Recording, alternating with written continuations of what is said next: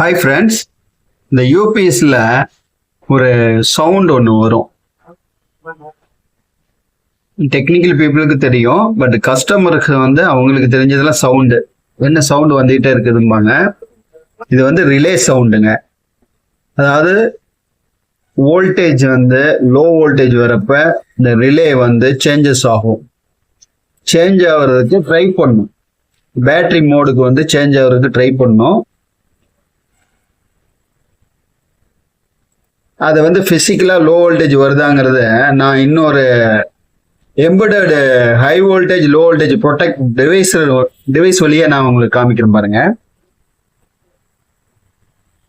199 volt, so 198 இது மாதிரி வந்தா அங்க யூபிஎஸ்ல ரிலே சேஞ்சஸ் ஆகும்.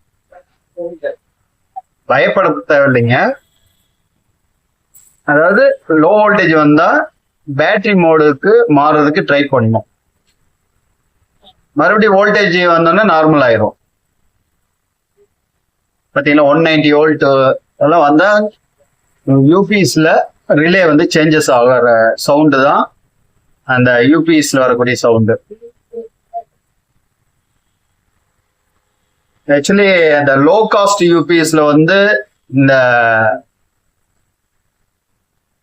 198 200 வோல்டேஜ் வந்தாவே ரிலே சேஞ்சஸ் ஆகும்.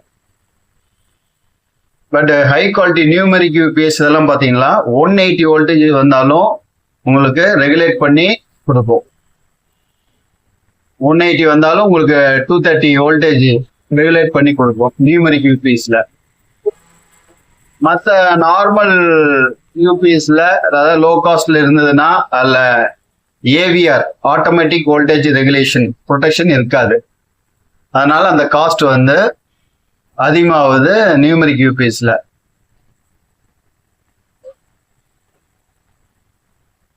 தேங்க்யூ.